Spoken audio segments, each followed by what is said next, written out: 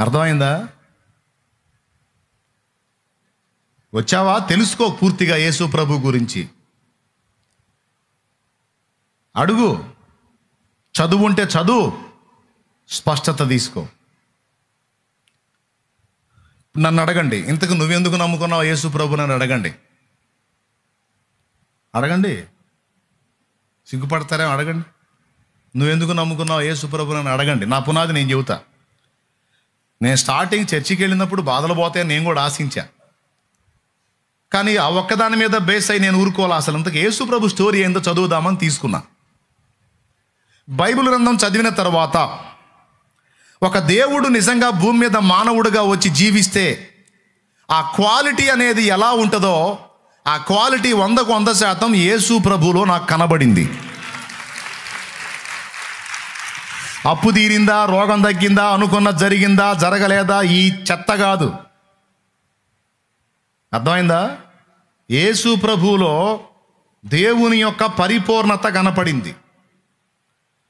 ఏం కనపడింది? రైట్, అడిగారా? మీరు అడిగినట్టే తీసుకుంటా, చెబుతా నేను. ఒక దేవుని యొక్క ప్రేమ, దాని యొక్క పరిపూర్ణత ఎలా ఉంటుందో యేసులో కనపడింది. ఒక దేవుని యొక్క న్యాయ విధి ఎలా ఉంటుందో, దేవుని నీతి అనేది ఎలా ఉంటుందో అది క్రీస్తులో కనపడింది.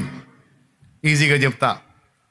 దేవుడు అనేవాడు ఇటు ప్రేమ కలిగిన వాడై ఉండాలి, అటు న్యాయమును గౌరవించేవాడై ఉండాలి. యేసుక్రీస్తులో న్యాయము, ప్రేమ రెండు సరిగ్గా నెరవేర్చబట్టం నేను చూశా. చదువు లేని వాళ్ళు కూడా అర్థమైద్ది. దీనికి చదువుకున్న పండితులకి అర్థమైద్ది అనుకోవద్దు, చదువు లేని వాళ్ళు కూడా అర్థమైద్ది. మనం పాపాత్ములం. మన పాపములకు న్యాయం ప్రకారం మనకు రావాల్సిన శిక్ష నరక శిక్ష. పాపానికి జీతం మరణం, నరకం. ఈ పాపాత్ములకు తీర్పు ఉందని, నరకం ఉందని మిగిలిన మతాలు కూడా చెప్పినాయి. హైందవ సాహిత్యం, గరుడ పురాణం నరకం ఉన్నదని, నరకములో ఎంత భయంకరమైన శిక్షలు ఉంటాయో బొమ్మలతో సహా వేసి ఇచ్చారు. ఇంట్రెస్ట్ ఉంటే గరుడ పురాణం తెచ్చుకొని చదువుకోవచ్చు. మానవుడు చచ్చిన తర్వాత వాడి యొక్క పాపక్రియలను బట్టి నరకమునకు ఈడ్వబడి వాడు ఎన్ని రకాల యాతనలు పొందుతాడో. ఓయ్, వింటున్నావా? చేసిన పాపాలకు, ఒక్కొక్క పాపానికి ఒక్కొక్క విధమైన శిక్ష. అవి ఎన్ని రకాల శిక్షలు ఉంటాయో, ఎంత టార్చర్ ఉంటుందో గరుడ పురాణంలో చెప్పాడు. తర్వాత ముస్లింలు నమ్ముతున్నటువంటి ఖురాన్ గ్రంథములో కూడా అల్లాహు మార్గాన్ని తిరస్కరించిన వాళ్ళు, అల్లాహ్ మార్గాన్ని వదిలేసిన వాళ్ళు ఘోర నరకమునకు పంపబడతారు అని రాస్తుంది. అంటే అందులో కూడా నరకం ఉంది అని చెప్పాడు. ఇప్పుడు బైబిల్లో కూడా పాపికి నరకము. హెబ్రీ పత్రిక 9:27 మనుషులు ఒక్కసారే మృతి పొందవాలని నియమింపబడిన అటు తరువాత తీర్పు జరుగును. ఓకేనా? హెబ్రీ పత్రిక 9:27 రిఫరెన్స్. అలాగే ప్రసంగి గ్రంథము 12:7 మన్నైనది వెనకటి వలె మరలా భూమికి చేరును, ఆత్మ దాన్ని దయచేసిన దేవుని యొద్దకు మరల పోవును. ఎందుకు పోద్ది ఆత్మ దేవుని దగ్గరికి అంటే తీర్పు పొందటానికి. ఆ తీర్పులో వాడు చేసిన క్రియలన్నీ వస్తాయి. ఆ క్రియలను బట్టి నిత్య జీవమా, నిత్య నరకమా అనే సంగతి బైబిల్ కూడా చెప్పింది. ఇప్పుడు మనం పాపులం, మనం చేసిన పాపాలకి న్యాయంగా శిక్షార్హులం. ఏమర్హులం? శిక్షార్హులం. మరి ఇప్పుడు మనం శిక్ష తప్పించుకోవాలంటే పాపం నుంచి విడుదల పొందాలి. మరి మనం పాపం నుంచి విడుదల పొందడానికి మనం నమ్మిన వాళ్ళు, మొక్కిన వాళ్ళు, ఆరాధించిన వాళ్ళు అసలు ఏం చేశారన్నది మొదటి ప్రశ్నగా ఉండాలి. ఇప్పుడు పాపం వల్ల మనకేం శిక్ష వస్తుంది? నరక శిక్ష వస్తుంది. ఆ నరకం నుంచి నా ఆత్మను కాపాడటానికి అకాయ్ ఏమన్నా ఇంట్రెస్ట్ పెట్టావా, లేకపోతే నా కర్మ అని వింటున్నావా?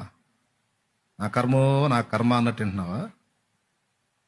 మనసు పెట్టావా? ఎంతమంది మనసు పెట్టారు? ఏనంటే లేకపోతే పెందలాడు ఒక దారి అవుతారు. ఉండరు, విశ్వాసంలోనే ఉండరు. చెప్పేది జాగ్రత్తగా వినండి. అసలు ఇంతకు నువ్వేం చూసినామే అన్న అడిగారుగా నన్ను ఇందాక. బయటికి అడగకపోయిన మనసులో నన్ను అడుగుంటారుగా, నేనే అడగమంది. దానికి ఆన్సర్ చెప్తున్నాను. ఎక్కడికైనా మనం ఒక భక్తి మార్గానికి వెళ్ళినప్పుడు ముందు ఆ దేవుడి గురించి తెలుసుకోవాలి, పునాది పటిష్టంగా వేసుకోవాలి. పునాది పర్ఫెక్ట్గా ఉందనుకో, ఇక 100 మంది బట్టి లాగినా సరే వాళ్ళు ఇటు రావటమే కానీ మనం అటు పోయేది ఉండదు. బాధాకరమైన విషయం ఏంటంటే కొంతమంది పాస్టర్లు కూడా ఈ పునాది లేదు, అది వచ్చిన చిక్కు. మళ్ళీ తాను ఒక దైవజనుడు, తనకి బేస్ తెలియదు, అది పునాది తెలియదు కాబట్టే వాడు మళ్ళీ ఇంకో మతంలోకి పోతాడు. పునాది పర్ఫెక్ట్గా తెలిసినోడు సచ్చినా పోడు. ఎందుకంటే అందులో పునాదులు లేవని తెలుసుకొని పక్కన పడేసి ఇటు పడి వచ్చాం. ఇందులో కనపడ్డ నాణ్యత మిగిలిన వాటిలో కనపడలేదని ఒకప్పుడు పిచ్చిగా మొక్కి ఆరాధించి సేవించినవి కూడా పక్కన పడేసి ఇటు వచ్చిన కారణం ఏందనుకున్నావు? పునాదులు లేని వ్యవహారం అది. ఇది పునాది గల వ్యవహారం, అందుకొచ్చింది ఇందులోకి.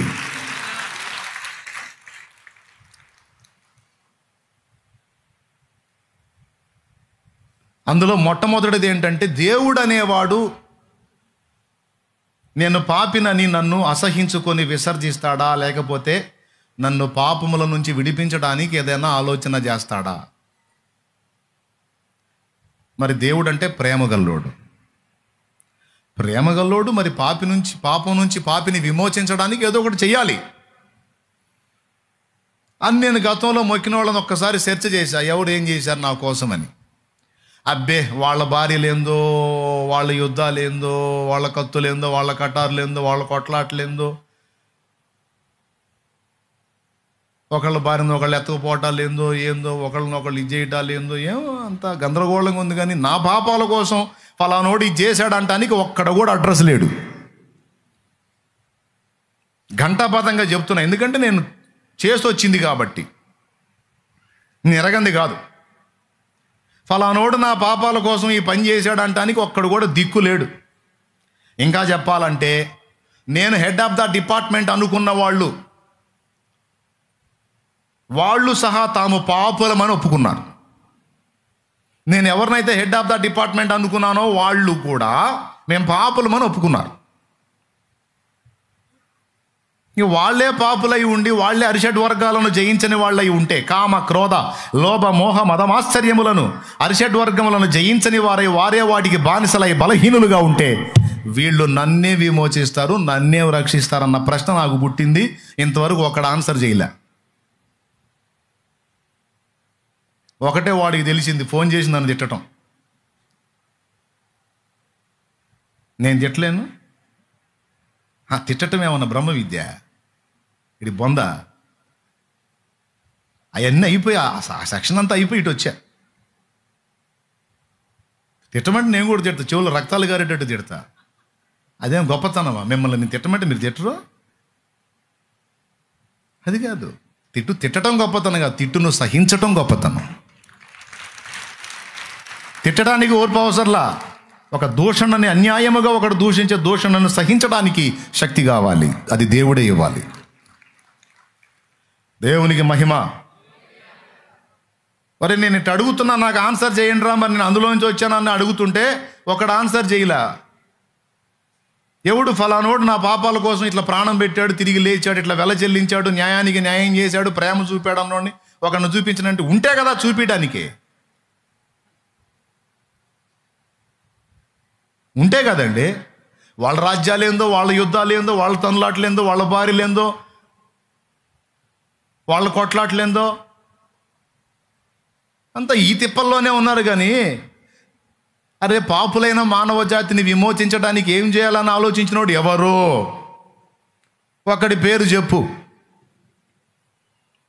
నాకు తగల్లా. యేసు ప్రభు దగ్గరకు వచ్చినప్పుడు పాయింట్ నెంబర్ 1లో నాకు అదే కనపడింది. ఏం కనపడిందో తెలుసా? దేవుని ప్రేమ ఎంత గొప్పదో. అసలు దేవుడు ఏ పాయింట్ని గురించి సీరియస్గా ఆలోచిస్తాడో ఆ పాయింట్ని బైబిల్ ఎక్స్పోజ్ చేసింది. ఏంటో తెలుసా? అది పాపం.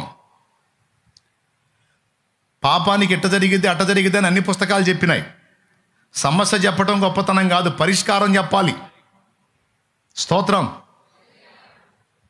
ఏమండి, ఆ మధ్య ఒక ఆమె వచ్చింది, అయ్యో నాది బంగారం పోయింది, ఎవరు తీశారు అంది. నేనే జాతకాలు చెప్పేవాడినా అన్నా. దేవునికి స్తోత్రం. లేకపోతే నేనేమో సోదోడినా, బుర్ర తీసుకొని ఆ రాజు బలికేరా, దేవ బలికేరా, రంభ బలికేరా అనుకుంటే చెప్పడం నేను సోదోడినా. ఏమా నేనే బుర్ర చేతు పట్టుకుని నేను సోది చెబుతున్నానా? బంగారం పోయింది కానీ ఎవరు తీశారని అడుగుతున్నా.